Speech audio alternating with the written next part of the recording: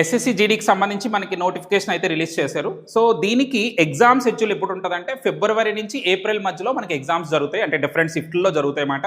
అంటే మనకి పెద్ద టైం పీరియడ్ అయితే లేదు. ఎందుకంటే డిసెంబర్ ఆఫ్ ద పీరియడ్ అయిపోయింది, మళ్ళీ జాన్వరి ఉంటుంది, మళ్ళీ ఫిబ్రవరిలో ఆఫ్ ద పీరియడ్. అంటే రఫ్గా ఆలోచిస్తే 2 months ఉంటుంది. ఈ 2 monthsలో మీరు మొత్తం అన్ని టాపిక్స్ని జాగ్రత్తగా ప్రిపేర్ అయ్యి ఎగ్జామ్ బాగా రాయాలి. మనకున్న సెక్షన్స్ ఏంటి? మ్యాథ్స్ ఉంది, రీజనింగ్ ఉంది, తర్వాత జనరల్ అవేర్నెస్ ఉంటుంది, తర్వాత నెక్స్ట్ ఇంగ్లీష్. మొత్తం 4 సెక్షన్లు ఉంటాయి. ప్రతి సెక్షన్లో 20 క్వశ్చన్స్ ఉంటాయండి. సో ఈచ్ సెక్షన్ 20 కదా. ఇక్కడ మెయిన్ ఇంపార్టెంట్ థింగ్ ఏంటంటే మ్యాథ్స్ రీజనింగ్ ఏదైతే ఉందో అవి 40 క్వశ్చన్స్. 40కి 40 క్వశ్చన్స్ మీరు ఆన్సర్ రాసేలాగే ప్రిపేర్ అవ్వాలి. అట్లీస్ట్ 35 క్వశ్చన్స్ రాయాలండి. అంటే 35 కంటే మీరు తక్కువ రాస్తున్నారు అంటే మీకు అంటే మనకి ఆ జాబ్ వచ్చే పాసిబిలిటీ తగ్గిపోద్ది. అంటే రాకపోవడం అనేది ఉండదు, కానీ తగ్గిపోద్ది అన్నమాట. అందుకని మీరు ఆ 40కి 35 క్వశ్చన్స్ ఖచ్చితంగా రాయాలి. 40 out of 40 రాస్తే ఇంకా మంచిది. అయితే ఈ మ్యాథ్స్ రీజనింగ్లో అంటే చాలామంది పీపుల్ రీజనింగ్ అయితే చాలా బాగా రాస్తారు, 20 out of 20 రాసేస్తారండి. మ్యాథ్స్కి వచ్చేటప్పటికే ఇష్యూ వస్తుంది. సో మ్యాథ్స్ కూడా మీరు 20 out of 20 రాసేలా ప్రిపేర్ అవ్వాలి. ఎలా ప్రిపేర్ అవ్వాలి? సో మనకున్న టైం పీరియడ్లో మనం ప్రిపేర్ అవ్వాలంటే ఫస్ట్ మనకి ఏవైతే జీడీలో నోటిఫికేషన్లో మనకి టాపిక్స్ లిస్ట్ ఇచ్చారు, లేదా నేను ఆల్రెడీ ఎస్ఎస్సి జీడీకి ప్రిపరేషన్ వీడియో ఒకటి పెట్టాను. మీరు ఆ వీడియో చూస్తే అందులో ఏ టాపిక్స్ ఉన్నాయో నేను క్లియర్గా మెన్షన్ చేశానండి. సో ఆ టాపిక్స్ అన్నీ కూడా ప్రతి టాపిక్ నుంచి మీరు ఒక టాపిక్ మీద ఒక అవగాహన తెచ్చుకోండి. ఫస్ట్ ఒక ఐడియా తెచ్చుకొని ప్రతి టాపిక్ నుంచి 200 క్వశ్చన్లు ప్రాక్టీస్ చేయాలి. సో మీరు అలా చేస్తే టాపిక్ మీద క్లారిటీ వస్తుంది. నెంబర్ ఆఫ్ క్వశ్చన్స్ చేయకుండా అండి మీకు ఆ థాట్ రాదన్నమాట. అందుకని నెంబర్ ఆఫ్ క్వశ్చన్స్ ఖచ్చితంగా చేయాలి. నెక్స్ట్ వన్స్ మీకు అలాగ అయిపోయింది అనుకోండి, అప్పుడు ఏం చేస్తారంటే పీవైక్యూస్, పర్టికులర్గా ప్రీవియస్ ఇయర్ క్వశ్చన్స్. ఇంకా ఇంపార్టెంట్ ఏంటంటే లాస్ట్ ఇయర్ పేపర్. ఎందుకంటే లాస్ట్ ఇయర్ది అంటే కొంచెం ఇప్పుడు ఎలాగ అడుగుతారో ఆ ప్యాటర్న్ అనేది రన్ అవుతుంది అన్నమాట. అందుకని లాస్ట్ ఇయర్ 2025కి సంబంధించిన పీవైక్యూస్ మనకి ఆన్లైన్లో కావాల్సిన పీడిఎఫ్లు దొరుకుతాయండి. వాటికి మీరు ఇంకా పెద్దగా కష్టపడవసరం లేదా, బుక్స్ కూడా ఉంటాయి. సో మీకు మ్యాథ్స్ పరంగా కానీ ప్రీవియస్ ఇయర్ క్వశ్చన్స్ పరంగా కానీ బుక్స్ కావాలంటే నేను లాస్ట్లో మెన్షన్ చేస్తాను. సో మీరు ఆ బుక్స్ కొనుక్కొని వాటి ద్వారా కూడా మీరు ప్రాక్టీస్ చేసుకోవచ్చు. అయితే ఆ పీవైక్యూస్ మీద ఎక్కువ కాన్సన్ట్రేట్ చేయాలి. సో దాన్ని నేను దృష్టిలో పెట్టుకొని మనకి 2025 ఎగ్జామ్ జరిగింది కదా, ఈ ఎగ్జామ్లో ఏవైతే మోస్ట్ రిపీటెడ్గా మనకి క్వశ్చన్స్ వచ్చాయో ఒక్కొక్క టాపిక్ నుంచి అటువంటి క్వశ్చన్స్ని కొన్ని పిక్ చేసుకొని చెప్తున్నాను. వీడియో కూడా పెద్ద లెంతీగా పెట్టలేదు, నేను తక్కువ క్వశ్చన్సే పెడుతున్నానండి. మీ ఇంట్రెస్ట్ మీకు కానీ ఎక్కువ నెంబర్ ఆఫ్ క్వశ్చన్స్ కావాలంటే ఎట్ ఏ టైం నేను ఎక్కువ నెంబర్ ఆఫ్ క్వశ్చన్స్ చేస్తాను. కానీ ముందు ఏంటంటే ఆ తక్కువ అంటే ఖచ్చితంగా చూస్తాం. ఆ 5 క్వశ్చన్స్ అయినా నేర్చుకోవడానికి ట్రై చేయండి. నేను ఎక్కువ పెట్టలేదు, 5 రిపీటెడ్ క్వశ్చన్స్ మాట, మోస్ట్ రిపీటెడ్ క్వశ్చన్స్ ఇవి. సో ఈ 5 క్వశ్చన్స్ ముందు నేర్చుకోండి. తర్వాత మీకు నెంబర్ ఆఫ్ క్వశ్చన్స్ ఎక్కువ కావాలంటే ఖచ్చితంగా ఎక్కువ క్వశ్చన్స్ తోటే వీడియోస్ చేద్దాం. అయితే ఇక్కడికి వచ్చేటప్పటికి ఫస్ట్ నెంబర్ సిస్టంలో అండి ఈ టాపిక్ నుంచి నేను ఒక 5 మోస్ట్ రిపీటెడ్ క్వశ్చన్స్ ఏవైతే ఉన్నాయో వాటిని డిస్కస్ చేస్తున్నాను. ఇందులో మొదటి క్వశ్చన్ చూద్దాం. ఫస్ట్ క్వశ్చన్ ఏమి ఇచ్చారు? When the numbers 7807, 8022, next 8667 were divided by the greatest number X. అంటే ఒక పర్టికులర్గా మూడింటిని ఒక మ్యాక్సిమం నెంబర్, ఒక గ్రేటెస్ట్ నెంబర్తో మూడింటిని డివైడ్ చేస్తే then the remainder in each case was the same. అంటే ఆ నెంబర్తో కానీ డివైడ్ చేస్తే ప్రతి కేసులోని రిమైండర్ ఒకేలాగా వస్తుందంట. అంటే ఆ గ్రేటెస్ట్ నెంబర్ అదే నెంబరో మనకు తెలియదు. ఒక నెంబర్తో ఈ 3 నెంబర్లని డివైడ్ చేస్తే ప్రతి కేసులోనే ఒకే రిమైండర్ వస్తుందంట. ఈ మోడల్ తెలియకపోతే క్వశ్చన్ చేయలేమండి. అంటే వెరిఫికేషన్ కానీ ఏది చేయడానికి అవ్వదు. ఖచ్చితంగా ఆ టైప్ ఆఫ్ క్వశ్చన్ మీరు చేస్తుంటేనే క్వశ్చన్ చేయగలరు. సో మూడింటిని ఒక గ్రేటెస్ట్ నెంబర్తో మనం డివైడ్ చేస్తున్నాం. డివైడ్ చేసేటప్పుడు సేమ్ రిమైండర్ వస్తుంది. అయితే ఇప్పుడు వాడు అడిగిన క్వశ్చన్ ఏంటి? ఆ నెంబర్లో సమ్ ఆఫ్ ద డిజిట్స్ అడిగాడు. అంటే నెంబర్ తెలియకుండా సమ్ ఆఫ్ ద డిజిట్స్ చెప్పలేం కదా, మరి సమ్ ఆఫ్ ద డిజిట్స్ని ఎజ్యూమ్ చేసి నెంబర్ కూడా తీసుకురాలేం కదా. కాబట్టి ఖచ్చితంగా ఈ ప్యాటర్న్ అంటే ఆ మోడల్ టైప్ ఆఫ్ క్వశ్చన్ మీకు తెలిసి ఉండాలి. సో ఎప్పుడైనా కూడా అండి మూడింటిని డివైడ్ చేసే గ్రేటెస్ట్ నెంబర్ ఎక్స్ అన్నాడు, ప్రతి కేసులో రిమైండర్ సేమ్ అన్నప్పుడు రిమైండర్ సేమ్ అని ఇస్తాడు, రిమైండర్ ఇవ్వడం మాట. అలాంటి కేసులో ఏం చేయాలంటే ఈ మొదటి 2 నెంబర్లకి డిఫరెన్స్ చూడండి. అంటే 8022కి 7807కి డిఫరెన్స్ అంటే మైనస్ చేసేటివే. మొదటి ఈ 2 నెంబర్లకి డిఫరెన్స్ చేయండి. ఇక్కడ 5 వస్తుంది, ఇక్కడ మనకి 1 ఉంటుందండి, ఇక్కడ మనకి 10 - 8 అంటే 215 వచ్చింది. అలాగే మరలా ఈ 2 నెంబర్లకి డిఫరెన్స్ తీసుకోండి. 8667 అలాగే 8022, ఇక్కడ 5, ఇక్కడ 4, ఇక్కడ 6. ఇది డిఫరెన్స్. ఈ 2 డిఫరెన్స్లు ఏవైతే ఉన్నాయో వాటికి హెచ్సిఎఫ్ కట్టాలి. ఆ 2 డిఫరెన్స్లకి హెచ్సిఎఫ్ కడితే అదే ఆ గ్రేటెస్ట్ నెంబర్ మాట. మీరు ఎప్పుడైనా సేమ్ రిమైండర్ అంటే ఇలాంటి మోడల్ ఇచ్చి సేమ్ రిమైండర్ వస్తుంది, ఆ గ్రేటెస్ట్ నెంబర్ ఏంటి అని అడిగితే ఇలా 2 డిఫరెన్స్లు మాట. ఈ రెండింటికి డిఫరెన్స్ తీసుకొని ఆ డిఫరెన్స్లకి హెచ్సిఎఫ్ కడితే నెంబర్ వచ్చినట్టే. ఇదే మన ఎక్స్. ఈ రెండింటికి హెచ్సిఎఫ్. ఈ రెండింటికి హెచ్సిఎఫ్ అంటే ఏంటి? ఈ రెండింటిని డివైడ్ చేసి greatest number, highest common factor అన్నమాట. మరి 215 టేబుల్లో ఈ 615 వస్తుందండి 3 టైమ్స్. అంటే దీంతో ఈ రెండు నెంబర్లు డివైడ్ అయిపోతాయి. కాబట్టి హెచ్సిఎఫ్ ఏమవుతుందండి? 215. సో హెచ్సిఎఫ్ వచ్చింది. అంటే ఈ రెండింటిని డివైడ్ చేసి గ్రేటెస్ట్ నెంబర్ 215. ఇప్పుడు వాడు అడిగింది మనకి ఇది ఎక్స్ గ్రేటెస్ట్ నెంబర్, కానీ ఇక్కడ గ్రేటెస్ట్ నెంబర్ అడగలేదు. ఒకవేళ నిజంగా గ్రేటెస్ట్ నెంబర్ అడిగితే వెరిఫికేషన్ చేసేయచ్చు. ఈ నెంబర్లో ఉన్న డిజిట్స్ అన్ని కలిపితే ఏమవుతుందని అడిగాడు. సో ఈ 3 డిజిట్లు కలిపామనుకోండి, 2 + 1 + 5 అంటే ఎంత వచ్చింది? 8. అంటే సమ్ ఆఫ్ ద 3 డిజిట్స్ ఎంత అండి? 8. సో ఆప్షన్ ఏ అనేది ఆన్సర్. ఈ క్వశ్చన్ 2025లో కనీసం మనకు అడిగిన ప్రతి షిఫ్ట్లోనే ఉందండి. మ్యాక్సిమం ప్రతి షిఫ్ట్లో అనమాట. ఎక్కడో 2-3 షిఫ్ట్లు మిస్ అయ్యాయి తప్ప ప్రతి షిఫ్ట్లోనే ఈ క్వశ్చన్ కనిపించింది. అంటే ఈ నెంబర్లు మారిపోతాయి, మళ్ళీ అవే నెంబర్లు వస్తాయి అనుకోకండి. నెంబర్లు మారుతాయి, ఆ ప్యాటర్న్ గుర్తుపెట్టుకోవాలి. సో ఇది చాలా ఇంపార్టెంట్ మోడల్ అండి హెచ్సిఎఫ్ మోడల్స్లో. నెక్స్ట్ తర్వాత క్వశ్చన్ చూద్దాం. ఇక్కడ ఏమంటున్నాడు? The greatest number which divides 1163, 2214 to leave 15 and 82 respectively. So ఒక గ్రేటెస్ట్ నెంబర్తో వీటిని డివైడ్ చేయాలంట. దీన్ని డివైడ్ చేయాలంట. డివైడ్ చేస్తే ఇవి రిమైండర్లు వస్తాయి అంటండి. 15 వస్తుందంట. అంటే దీన్ని డివైడ్ చేస్తే 15 వస్తుందంట. అలాగే దీన్ని డివైడ్ చేస్తే ఎంత వస్తుందని చెప్తున్నాడు? 82. రెస్పెక్టివ్లీ అనే పదం వాడితే మొదటి దాన్ని డివైడ్ చేసినప్పుడు ఈ రిమైండర్, రెండో దాన్ని డివైడ్ చేసేటప్పుడు ఈ రిమైండర్ వస్తుందని చెప్తున్నాడు. యాజ్ రిమైండర్స్ అని అడిగాడు. ఇప్పుడు ఆ గ్రేటెస్ట్ నెంబర్ కావాలి. ఇందాక ఏం చేసాం మనం? ఆ గ్రేటెస్ట్ నెంబర్లో సమ్ ఆఫ్ ది డిజిట్స్ అడిగాడు. ఇక్కడ గ్రేటెస్ట్ నెంబర్ కావాలి. ఒకటి మనకి ఇక్కడ ఉన్న పాజిబిలిటీ ఏంటంటే, ఒకవేళ పొరపాటున ఎప్పుడైనా మనకి ఎగ్జామ్లో మెథడ్స్ అయ్యి గుర్తు రాకపోతే ఇక్కడ పాజిబిలిటీ ఉంది. కిందనున్న ప్రతి ఆప్షన్ తోటి ఈ రెండు నెంబర్ని డివైడ్ చేయాలి. ఇప్పుడు ఫస్ట్ ఆప్షన్తో డివైడ్ చేస్తే ఈ రిమైండర్ రావాలి, దీన్ని డివైడ్ చేస్తే ఈ రిమైండర్ రావాలి. అలాగా కానీ లెందీ ప్రాసెస్ అది మరి. ఎందుకంటే ప్రతి ఆప్షన్ని చెక్ చేయాలంటే, అన్ని డివిజన్ చేయాలంటే టైం పడుతుంది. అదే ప్రొసీజర్ తెలిస్తే ఈజీగా తేలిపోద్ది. సో ప్రొసీజర్ ఏంటి? ఇప్పుడు దీన్ని డివైడ్ చేసేటప్పుడు ఇది రిమైండర్ అన్నాడు కదా, ఏదైతే రిమైండర్ అన్నారో అది తీసేయండి, మైనస్ చేసేయండి. 13 - 5 అంటే 8 అవుతుంది. 5 - 1 4, 1148. అంటే ఇప్పుడు ఈ నెంబర్ అయితే ఇప్పుడు గ్రేటెస్ట్ నెంబర్తో దీన్ని డివైడ్ చేస్తే ఇది రిమైండర్ వస్తుంది. మరి నేను ఇప్పుడు రిమైండర్ తీస్తాను కాబట్టి ఇది ఆ గ్రేటెస్ట్ నెంబర్తో ఎగ్జాక్ట్గా డివైడ్ అయిపోద్ది అన్నమాట. నేను మైనస్ చేస్తాను కదా, ఎందుకంటే ఏదైతే రిమైండర్ వస్తుందో అనుకుంటున్నానో అది మైనస్ చేస్తాను, అంటే ఈ నెంబర్ ఎగ్జాక్ట్గా డివైడ్ అయిపోద్ది. అలాగే నెక్స్ట్ సెకండ్ నెంబర్ ఏమి ఇచ్చాడు? 2214 ఇచ్చారు. ఇప్పుడు దీన్ని డివైడ్ చేసినప్పుడు ఇది రిమైండర్ వస్తుందని చెప్పాడు 82. ఇప్పుడు ఆ రిమైండర్ తీస్తారనుకోండి, మీకు మిగిలిన నెంబర్ ఏదైతే ఉంటుందో అది ఆ గ్రేటెస్ట్ నెంబర్తో ఎగ్జాక్ట్గా డివైడ్ అయిపోద్ది. సో ఇక్కడ 2.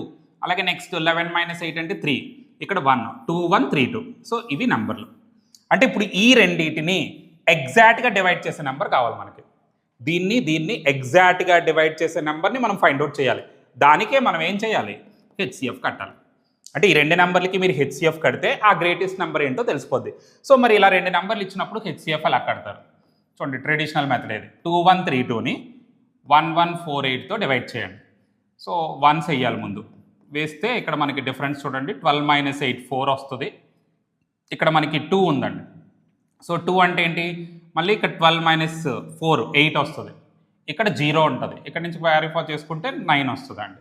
సో ఇక్కడ 10 - 1 అంటే 9. ఈ 984 వచ్చింది కదా, మళ్ళీ ఈ 984తో ఈ ప్రీవియస్ డివైజర్ ఉంది చూసారా, దాన్ని డివైడ్ చేయాలి. ఇది హెచ్సిఎఫ్ కాలిక్యులేట్ చేయడం అన్నమాట. 1 చేయండి మళ్ళీ. 984 వేస్తే ఇక్కడ 4, ఇక్కడ 14 - 8 అంటే 6, ఇక్కడ 10 - 9 అంటే 164 వచ్చింది. మరలా ఈ 164తో ఈ ప్రీవియస్ డివైజర్ ఉంది కదా, దాన్ని డివైడ్ చేయాలండి. 984 డివైడ్ చేస్తే మనకి ఇక్కడ 6s మాట. 164 6s ఎంత వస్తుందంటే ఎగ్జాక్ట్గా 984 వస్తుంది. 0 అంటే ఫైనల్గా దేంతో డివైడ్ చేసినప్పుడు 0 వచ్చిందో దాన్నే మనం హెచ్సిఎఫ్ అంటాం. అంటే ఈ రెండు నెంబర్లకి హెచ్సిఎఫ్ ఎంత అండి? 164. అంటే ఆన్సర్ ఏంటవుద్ది? 164. కానీ హెచ్సిఎఫ్ కట్టడం రాకపోతే, చూడండి క్వశ్చన్ చాలా చిన్నదే, కానీ హెచ్సిఎఫ్ అనేది కాలిక్యులేట్ చేయడం రాకపోతే ఈ ప్రాబ్లమ్స్ చేయలేమన్నమాట మనం. సో హెచ్సిఎఫ్ కట్టడం నేర్చుకోవాలి. ఈజీ. ఇంకా చాలా మెథడ్స్ ఉంటాయండి. ఇది ఒక మెథడ్ కదా, ఇలా డిఫరెంట్ మెథడ్స్ కూడా ఉంటాయి హెచ్సిఎఫ్ కట్టడానికి. మీరు ఈజీ మెథడ్స్ని మ్యాక్సిమం నేర్చుకోండి. కానీ కొన్ని కేసెస్లో ట్రెడిషనల్ మెథడ్ తప్ప ఈజీ మెథడ్స్ వర్కౌట్ అవ్వవు. కాబట్టి దానికి తగ్గట్టుగా మీరు ప్రాక్టీస్ చేయాలన్నమాట. నెక్స్ట్ వన్కి వెళ్దాం. నెక్స్ట్ ఏంటి? సింప్లిఫికేషన్. ఇటువంటి క్వశ్చన్స్ మీకు 20 క్వశ్చన్స్లో అండి అప్రాక్సిమేట్గా ఒక 2 క్వశ్చన్లైనా కనిపిస్తాయి ఇలాంటి సింప్లిఫికేషన్స్. ఇవి ఉంటాయి, పర్సంటేజ్ బేస్డ్ కాలిక్యులేషన్స్ కూడా ఉంటాయి. కాబట్టి ఇలాంటి కాలిక్యులేషన్స్ అసలు వదిలేయకూడదు. మీరు క్వశ్చన్ పెద్దది ఉందని చూసి భయపడకండి, సింపుల్గా తేలిపోతాయి ఇవి. ఇక్కడ చూడండి, ఎప్పుడైనా ఇలాంటి సమ్స్ అడిగినప్పుడు బాడ్మస్ రూల్ అని ఉంటుంది, అది ఖచ్చితంగా ఫాలో అవ్వాలి. బి అంటే ఏంటంటే బ్రాకెట్స్. ముందు ఆ బ్రాకెట్స్లో ఉన్న సింప్లిఫై చేయాలి. బ్రాకెట్లో కూడా అండి మొదట ఎప్పుడు ఈ బ్రాకెట్లో ఉన్న సింప్లిఫై చేయాలి. తర్వాత వీటిని ఫ్లవర్ బ్రాకెట్స్ అంటారు, బ్రేసెస్. తర్వాత అవి చెయ్యాలి, దాని తర్వాత ఇది చెయ్యాలి. ఇవి బ్రాకెట్స్ యొక్క ఆర్డర్ మాట. అలా చేసుకొని వెళ్ళాలి. తర్వాత ఓఎఫ్ ఆఫ్ అని ఉంటుంది. మల్టిప్లికేషన్ కంటే అంటే డివిజన్ కంటే ముందు ఓఎఫ్ ఆఫ్ చేయాలి, తర్వాత డివిజన్ చేయాలి, తర్వాత మల్టిప్లికేషన్. ఆఫ్ అన్నా మల్టిప్లికేషనే, సింబల్ ఉన్నా మల్టిప్లికేషనే, కానీ ఆఫ్ అనేది ఎప్పుడు డివిజన్ ముందు చేయాలి, లేకపోతే మీకు ఏంటంటే ఆన్సర్ తేడా పడిపోద్ది. సో ఇక్కడ దీని ప్రకారం చూస్తే ఇక్కడ ముందు ఇది చెయ్యాలి. 6 - 5 అంటే 1. సో ఇప్పుడు 10 × 1 అంటే 10 అవుతుందండి. ఇప్పుడు ఈ 10 × 2 అంటే ఎంత అవుతుంది? 20 అవుతుంది. అంటే ఈ మొత్తం వాల్యూ 20. చూడండి, ఇది 1 × 10 10, 10 × 2 20. మరి 20 - 20 ఏమవుతుందండి? 0. అంటే ఇది 0 అంటే 6 × 0 0. 0/47 అంటే 0. అంటే ఈ టర్మ్ ముందు చూసారా, ఇది మొత్తం ఏమైపోయింది? 0 అయిపోయింది కంప్లీట్గా. సో మొత్తం 0 అయిపోయింది. ఇంకా మిగిలింది ఏంటండి? ఒక్క పార్టే మిగిలింది. అందుకే జాగ్రత్తగా చూస్తే చాలా చిన్న చిన్న క్వశ్చన్స్. సో ఇక్కడ 40 - 3 × 10 అంటే 30. 40 - 30 అంటే 10. సో ఆప్షన్ డి ఆన్సర్ అన్నమాట. సింపుల్గా తెలియదు, కానీ ఇవి చాలా ఎక్కువ అడిగారండి ఈ క్వశ్చన్స్. ఈ సింప్లిఫికేషన్స్ అనేవి మినిమం 2 క్వశ్చన్లు ఉంటాయి 20లో. ఆ 2 ఖచ్చితంగా రాసేలాగే ఉండాలి మీరు. నెక్స్ట్ వన్, ఇక్కడ ఇది ఒకటి చాలా ఇంపార్టెంట్ మోడల్ అండి. ఎప్పటి నుంచో రిపీటెడ్ క్వశ్చన్ ఇది, అన్ని ఎగ్జామ్స్కి, పర్టికులర్గా జీడీ అనే కాదు, ప్రతి ఎగ్జామ్లో అడిగే క్వశ్చన్ అనమాట. 33 guava trees, 55 banana trees, 88 mango trees to be planted in a rows. ఒక రోల్లో పెడుతున్నారంట. అంటే మనం ఇలా మాట చూడండి, ఇలా ఒక రోలోని మనం ఇలా ప్లాంట్స్ని, ఇలా ఒక రోలో ఒక ప్లాంట్స్ ఉంటాయి అన్నమాట. ఇలాగా రెండో రో, మళ్ళీని ఇది రెండో రో అంటారు. అలాగే నెక్స్ట్ ఇది మూడో రో. ఇలా రోస్ కింద వేస్తున్నాం అన్నమాట ప్లాంట్స్ని. ఎగ్జాక్ట్గా ఒక ఫార్మేషన్లో ఇలా రోస్ కింద వేసుకుంటూ వెళ్తున్నాం ప్లాంట్స్ని. అయితే వాడు ఏం చెప్పాడు? ఈ గువ్వా ట్రీస్ ఏవైతే ఉన్నాయో అవి 33 ఉన్నాయి. తర్వాత అండి బనానా ట్రీస్ ఏవైతే ఉన్నాయో అవి 55 ఉన్నాయి. అలాగే మ్యాంగో ట్రీస్ ఏవైతే ఉన్నాయో అవి 88 ఉన్నాయి. సో ఇవి మన దగ్గర ఉన్న ట్రీస్. ఇవి ఒక రోస్లో ప్లాంట్ చేయాలి. అంటే ఒక రోలో కొన్ని ట్రీస్ మాట, ఒక రోలో కొన్ని ట్రీస్. అయితే అక్కడ ఏం చెప్పాడో చూద్దాం. Planted in rose such that each row contains the same number of trees. ప్రతి రోలోని సేమ్ నెంబర్ ఆఫ్ ట్రీస్. చూడండి, ఇక్కడ నేను పెట్టాను కదా 4 4 4 అని. ప్రతి రోలోని ఒకేలాగా ఉండాలి. అంటే ఇక్కడ 10 పెడితే నెక్స్ట్ రోలో 10 ఉండాలి, నెక్స్ట్ రోలో 10 ఉండాలి. ప్రతి రోలోని సేమ్ నెంబర్ ఆఫ్ ట్రీస్ ఉండాలి. నెక్స్ట్ ఇంకోటి ఏం చెప్పాడండి? Of 1 type only. ఇదొకటి చాలా ఇంపార్టెంట్. మీరు రోలో సేమ్ ట్రీస్, మళ్ళీ ఎన్ని నెంబరు, ఇక్కడ ఎన్ని ఉన్నాయి, ఇక్కడ అన్నీ ఉండాలి, ఇక్కడ అన్నీ ఉండాలి. మళ్ళీ ఇంకోటి ఏంటి కండిషను?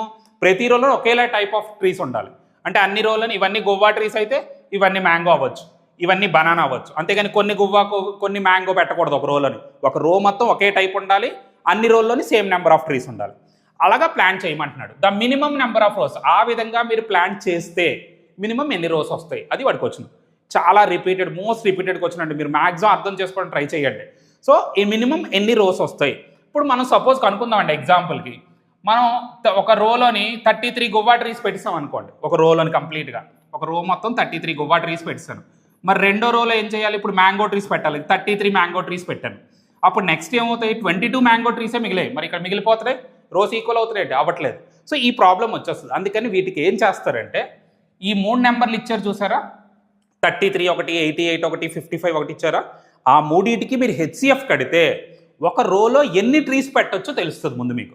సో ముందు ఏం చేయాలి మనం? 55కి, 88కి, అలాగే నెక్స్ట్ 33కి హెచ్సిఎఫ్ కట్టాలండి. 33 అంటే చూడండి 3 11s, 88 అంటే ఎంత అండి?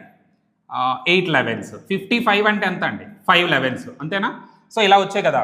అన్నింట్లోని కామన్గా ఉన్న నెంబర్ ఏంటి? 8. దాన్నే హెచ్సిఎఫ్ అంటారు. హెచ్సిఎఫ్ ఇలా కూడా కట్టొచ్చు. అంటే మీకు టేబుల్స్ బాగా వస్తే మనం చాలా ప్యాటర్న్స్ ఉన్నాయి హెచ్సిఎఫ్ కట్టడానికి. సో ఈ 3 నెంబర్లు కూడా 11తో డివైడ్ అవుతున్నాయి. అంటే ఒక రోలోని మీరు 11 ట్రీసే పెట్టాలి. ఒక టైప్ ఒక 11నే పెట్టగలరు, అంతకు మించి ఎక్కువ పెట్టలేరు అన్నమాట. సో ఒక రోలో 11 ట్రీస్ పెట్టగలమండి. అంటే ఏంటి? మినిమం ఒక రోలో, ఇది కూడా క్వశ్చన్ అడుగుతాడండి, ఒక రోలో మ్యాక్సిమం ఎన్ని ట్రీస్ ఉంటాయి. సో ఆ క్వశ్చన్ అడిగినప్పుడు 11 ఆన్సర్. కానీ ఇక్కడ మనకు అడిగింది ఏంటి? మినిమం ఎన్ని రోస్ వస్తాయి. ఇప్పుడు ఒక రోలో 11 కదా, గువ్వా ట్రీస్ 33 కదండి. 11తో డివైడ్ చేస్తే గువ్వా రోస్ ఏవైతే ఉన్నాయో, అంటే గువ్వా ట్రీస్ పెట్టే ఉంటాయి కదా, 3 రోలు వస్తాయి.